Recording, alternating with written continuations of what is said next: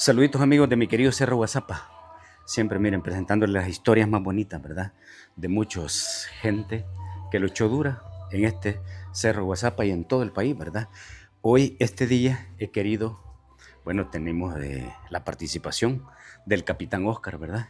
Eh, un hombre muy luchador, ¿verdad? Lo conocimos, yo siempre le he dicho, el capitán más querido en la FAL, ¿verdad? Un hombre de 1000 historias aquí en este cerro de Guazapa, en todo el cerro de Guazapa. Bueno, buenas tardes, capitán Oscar.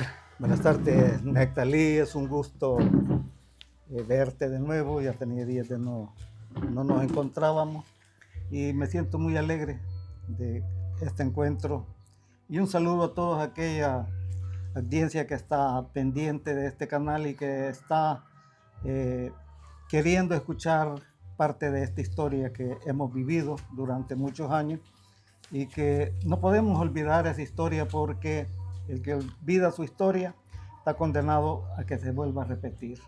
Entonces, agradecido por eso y un saludo a todos los que están pendientes, a esos combatientes que están en diferentes lugares escuchándonos o que nos van a escuchar posteriormente o nos van a ver a través de este canal. Y aquellos que están afuera también. No quisiera mencionar nombres porque les voy a quitar el sentido. Para mí todos han sido grandes camaradas y que los recuerdo con mucho cariño. Y pues también para un montón de gente joven, gente que no participó en la guerra, pero que le gusta la historia, fíjese. Hay muchos jóvenes y algunos que les gusta leer.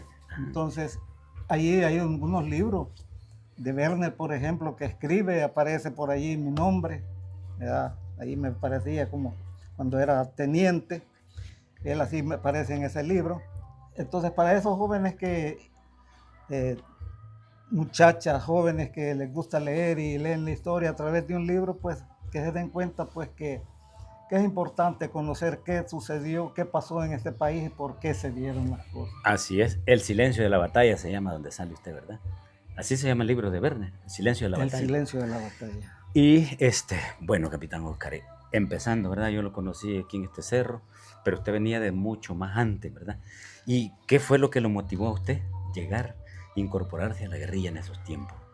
Bueno, primeramente quizás haciendo memoria, yo soy de origen campesino completamente, ¿verdad? Me crié en el campo, mis padres eran campesinos, tenían sus cosas y no nos faltaba mayor cosa. Desde que yo recuerdo, él tenía ganado, tenía sus terrenos y se fue haciendo de tierra.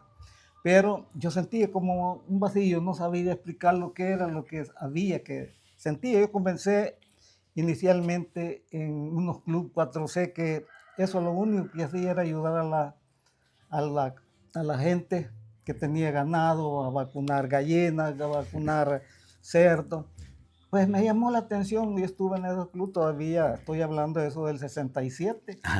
¿Verdad? Entonces, y me sentía bien allí participar y ir a buscar a la gente para que vacunara a sus animales.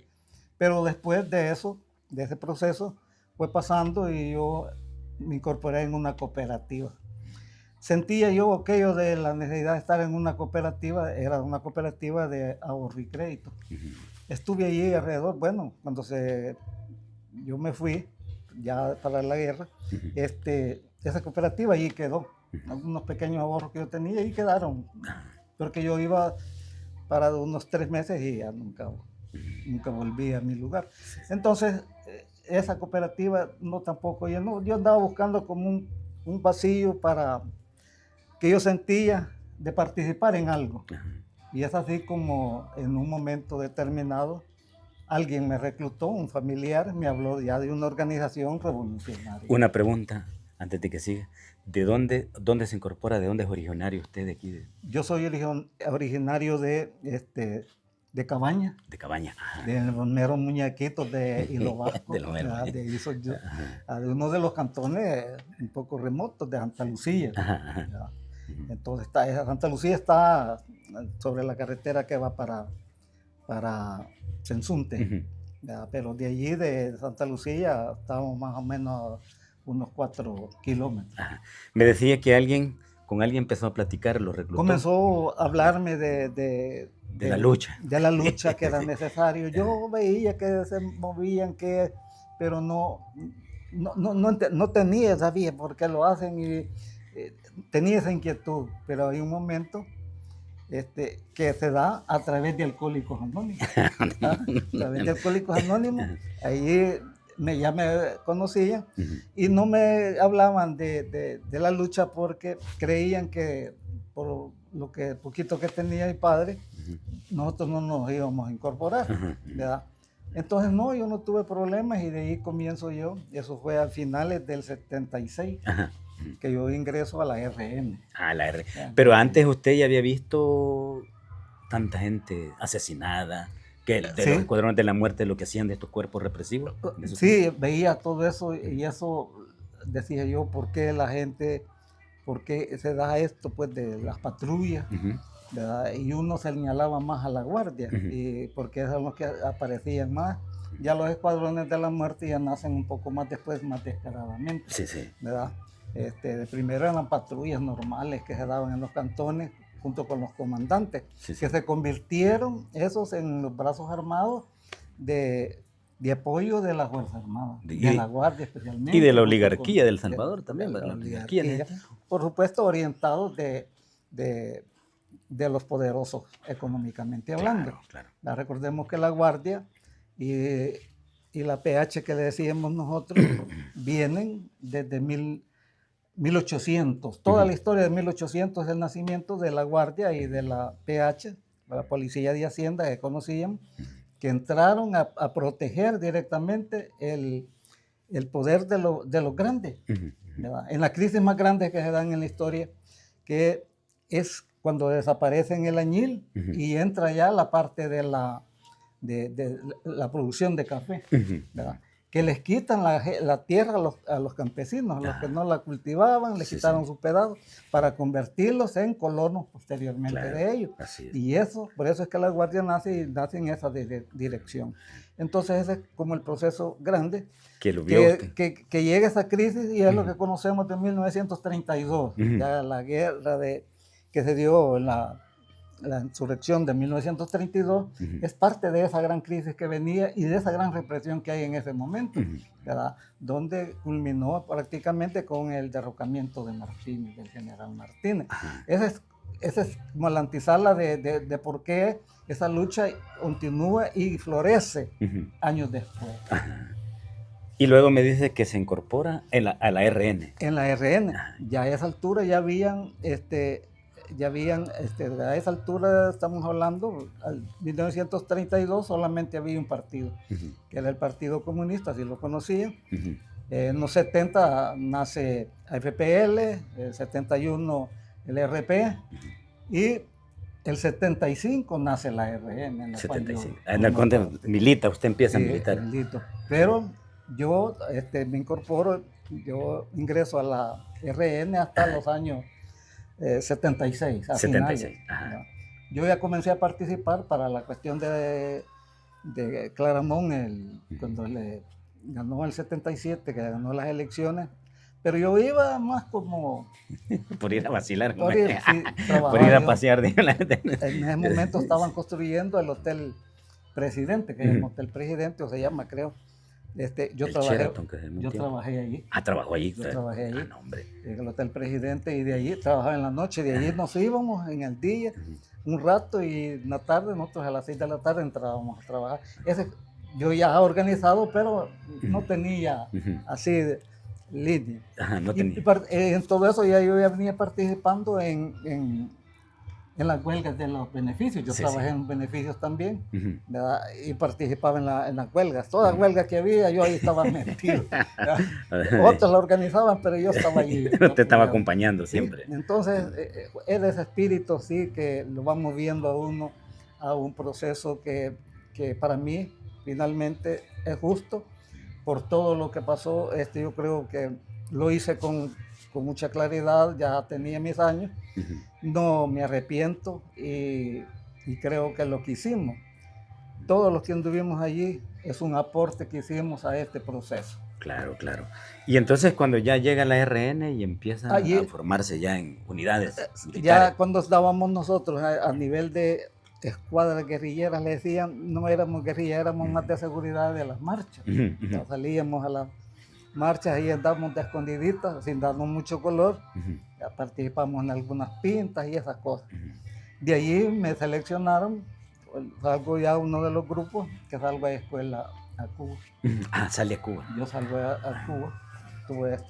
¿Y estudia a recibir un curso de Ya recibir preparación? un curso, sí, ya directamente. ¿Como combatiente o jefe militar también? Como, todos íbamos como combatientes. Como combatiente. Pero allá en la escuela uno iba escalando. Escalando. Sí, Sí. escalando. Este trae para esto. Bueno, para decirte, neta, que a los que nos están escuchando, que en la universidad, en ese momento, era como el apoyo para algunas cosas que se hacían legales. ¿Universidad de aquí de El Salvador? De aquí de El Salvador. Allí nos entregaron los pasaportes. Ajá, en la universidad. A todos los que iban. Yo salí con un grupo de, bueno, en total íbamos 40. 40. Pero no íbamos los 40 juntos, íbamos por grupos de 10. Ajá, ¿Y cómo me seleccionaron a mí ahí en ese momento? Estaban los 40 y dicen 1, 2, el número 10 era el jefe. Y, y a mí me tocó el número 10. ¿verdad? Entonces, y dije, todos los que les va tocando el número 10, se partan. Y nos apartaron a los 4, éramos 4 grupos. Y dice, bueno, nos apartaron aparte y nos dan para que compráramos una mochila. Y dicen, hoy en la noche tienen que estar en la Unión. Hicimos un viaje en barco. A la Unión. Sí. Y dicen, bueno, tenemos que asegurar, dijo, no se van a ir juntos. Cada uno se van a ir en pareja, lo más, dijo, en bus, pero se van a juntar en la Unión. Entonces fue la primera prueba, que el que no llegaba con los 10 allá a Nicaragua, que no había organizado bien. No, hombre, interesante. Y consignas allá para hacer los contactos. Pero bueno, paso a la escuela, estamos en la escuela. El día que yo llego, sale un grupo de 40 que iba para la escuela y me dejan ya de jefe a mí. Yo soy el primero 10 que llego y dicen, bueno, este es el jefe que llega. Y hoy dicen, él queda de jefe administrando todo el campamento.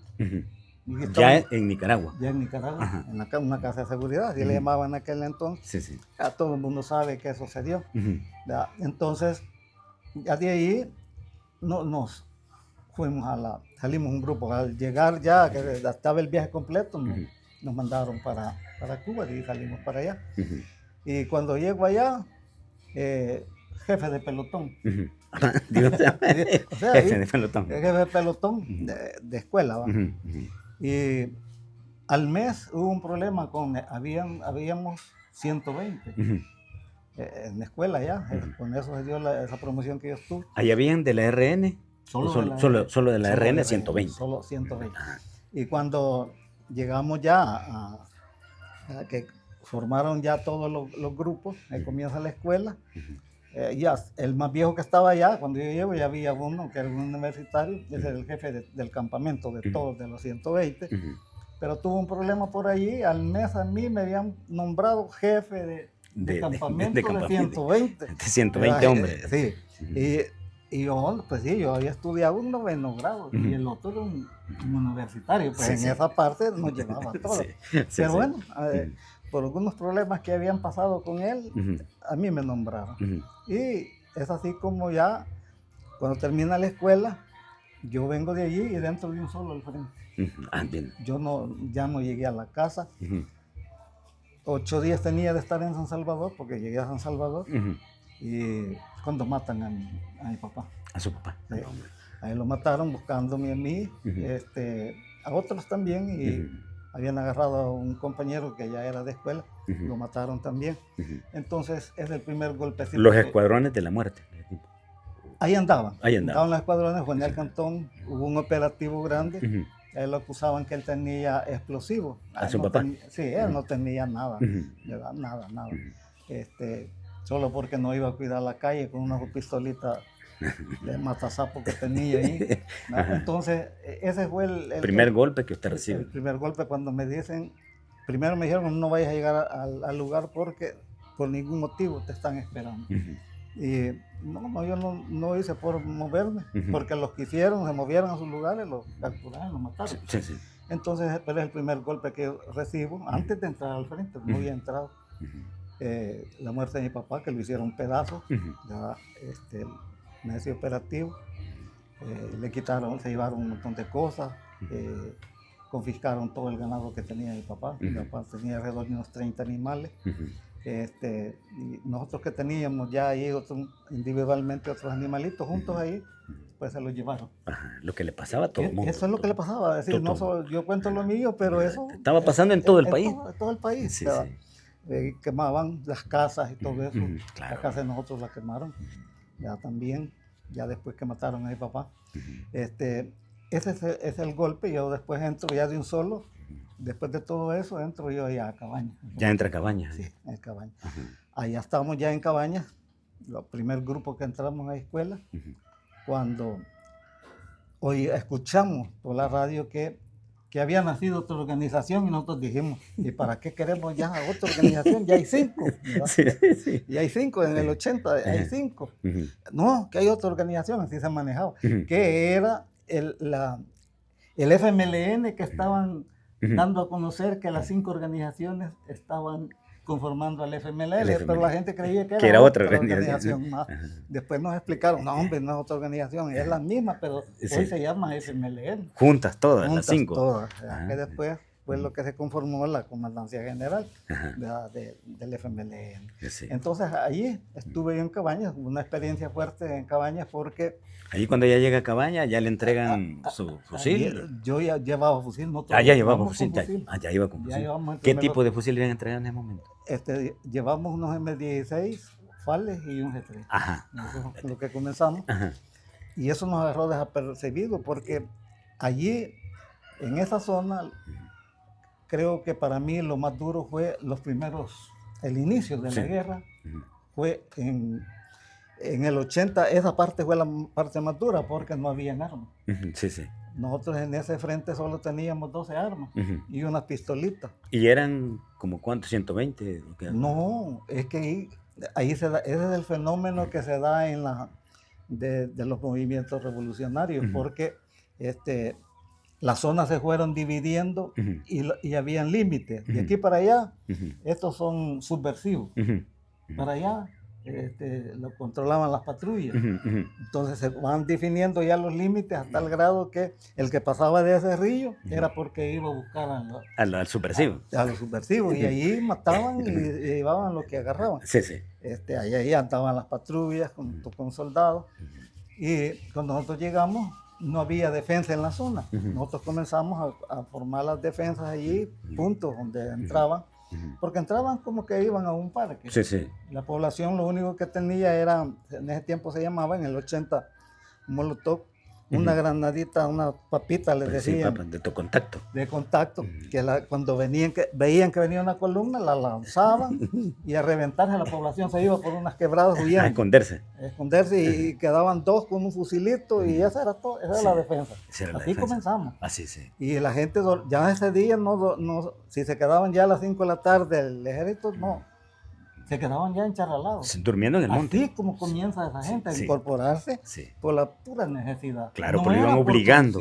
Sí, algunos sí tenían conciencia, pero los niños, las señoras y todo eso, viejitos, se iban porque no querían que los mataran. Porque el que se quedaba en la casa, ahí estaban muertos. Y eso hay muchas experiencias que ahí aparecieron. Así es. Entonces ahí uno de los operativos más grandes que nosotros tuvimos, y bueno, comenzamos a operar en esa zona. Ya fue en el 81 que se da la ofensiva del 81. Del 81. Nosotros participamos, nos tocó en San Isidro, tuvimos un revés allí, ¿verdad? Porque ahí nos mataron un comandante. En esa, ¿No se acuerda qué comandante? Nombre, no se acuerda el nombre, comandante. Simón, comandante Simón. De la RN. De la RN. Venía de escuela, un cuadro, una tanqueta pasó y no le explotó una mina que tenía y lo agarró de lleno. Ahí tenemos la primera baja, 3 días en todas esas maniobras y regresamos allá a prepararnos. O sea, en otros puntos sí hubo éxito. Sí, sí. Nosotros allí realmente sí chocamos y combatimos, pero la mayoría de gente iba sin armas. A veces, Solo con la voluntad con la de, voluntad que dijera, de aquí vamos. ¿No? si sale uno, si cae uno, agarra el fusil del otro. Agarramos el fusil. Bueno, amigos y amigas de mi querido Cerro Guazapa, hacemos el primer capítulo con el capitán Oscar.